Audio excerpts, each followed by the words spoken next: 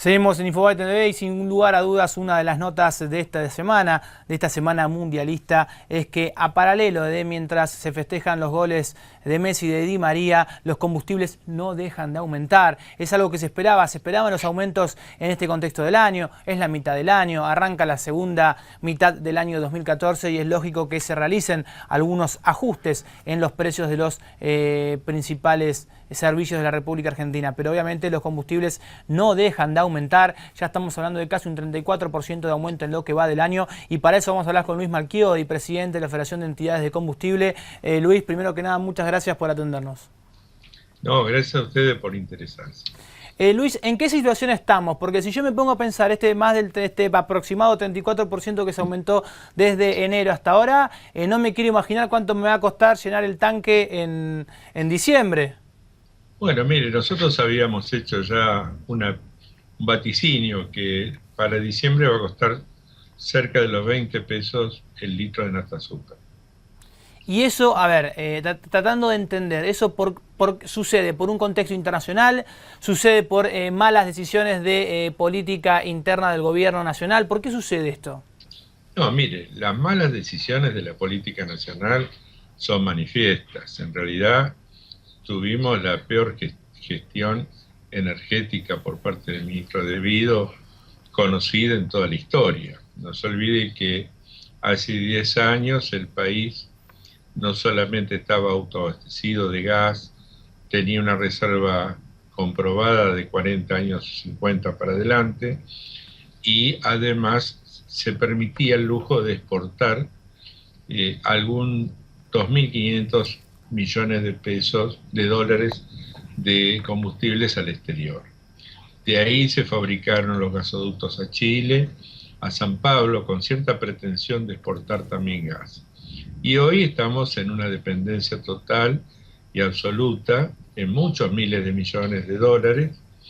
Y bueno, fue un poco la política que hicieron con respecto a Repsol, que le permitieron lucrar en demasía porque le permitieron no hacer ninguna perforación, le permitieron no hacer ninguna previsión para el futuro, sino que se dedicaron a los señores españoles a lucrar únicamente. Y eso es lo que hicieron, se dejaron todos los yacimientos que había logrado la petrolera estatal YPF en extinción. Y hoy tenemos esta situación grave, dependiente, tenemos una gravísima diferencia entre lo que requiere la población de combustibles y lo que se logra en Argentina. Teniendo en cuenta este panorama para nada positivo que usted me está planteando, Luis, más que nada no está planteando, está haciendo una radiografía de la situación actual de la República Argentina, ¿qué tiene que pasar para que esto empiece a cambiar y que incluso empiece a cambiar de forma paulatina? Porque esto no va a cambiar de un momento a otro. No, usted calcule que un yacimiento que se logre recién a los 5 años puede estar conectado a una refinería. Así que tenemos para rato. El deterioro fue durante 10 años y ahora por lo menos tenemos que pensar en 5 años para adelante, por ejemplo, para poner en funcionamiento el yacimiento de Vaca Muerta, que tanto se ha hablado. Y además de eso, inversiones por el orden de los 30.000 millones de dólares. Y con el deterioro de imagen que tenemos nosotros ante los mercados internacionales de capitales, realmente va a ser bastante difícil lograr esas cantidades. Luis, teniendo en cuenta esta situación de que usted recién hablaba de los 5 años que tarda un nuevo pozo en conectarse a una refinería, muchos habla del gobierno nacional y muchos hablan a nivel mundial. Tenemos en Vaca Muerta quizás el Lionel Messi de la industria petrolera, pero ¿en cuánto tiempo Vaca Muerta va a poder recién impactar en el mercado interno? Calcule 5 años, siempre y cuando se consiga la financiación, porque hoy el país no está en condiciones prácticamente de lograr financiación exterior, y si lo logra a un precio de intereses carísimos, y además usted fíjese que solamente hasta ahora consiguieron unos 1.500 millones de dólares con el convenio de Chevron, que para lograrlo hasta tiene cláusulas secretas y resignación de la jurisdicción de los tribunales, o sea que tenemos que pensar en que han utilizado como referencia tribunales del exterior. Así que realmente las cláusulas secretas no se conocen, o sea que realmente tenemos que suponer de que el contenido no es muy agradable para el oído de los argentinos. Usted, Luis, como presidente de la Federación de Entidades de Combustible, ¿ha tenido diálogo con Galluccio? ¿Ha tenido diálogo con los directivos de YPF? ¿Y qué posición y qué opinión tiene con esto de que quizás sea YPF el que lleva la punta de lanza de los aumentos? Mire, no, ninguna, porque YPF es una industria.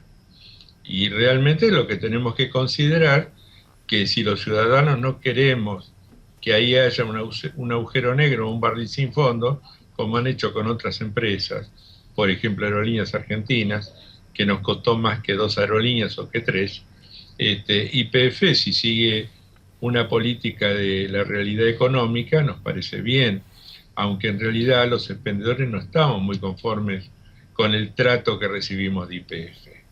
Poco ha cambiado YPF en la parte comercial hacia los expendedores desde que se fueron los españoles. Más, dejaron casi todas las prácticas indeseables hacia los expendedores y también tenemos que... O sea, usted está diciendo que hoy por hoy YPF tiene prácticas indeseables. Para los expendedores sí, sin ninguna duda. O sea, los expendedores son los dueños de estaciones de servicio. Claro, empezando por una consignación que nosotros hemos denunciado ante la Comisión Nacional de Defensa de la Competencia, que está de la época de Repsol, y hoy continúa exactamente igual. Nosotros tenemos una denuncia bastante compleja y aceptada en la Comisión de Defensa de la Competencia, que lamentablemente en lugar de ser unos tribunales de defensa de la competencia como se habría instrumentado, es una mera apéndice de la administración pública. Entonces, a veces no logramos la respuesta que en realidad deberíamos lograr ahí. Luis, ¿cómo recibió la noticia de la renuncia del secretario de Energía, Daniel Cameron?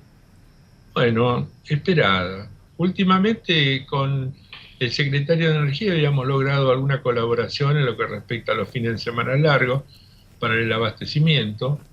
No tenemos muchos antecedentes en el sentido de que una mujer sea la secretaria de Energía, solamente conocemos a Deborah Giorgi cuando fue secretaria de Energía en el pasado, y bueno... que tenga mujer no tiene nada que ver.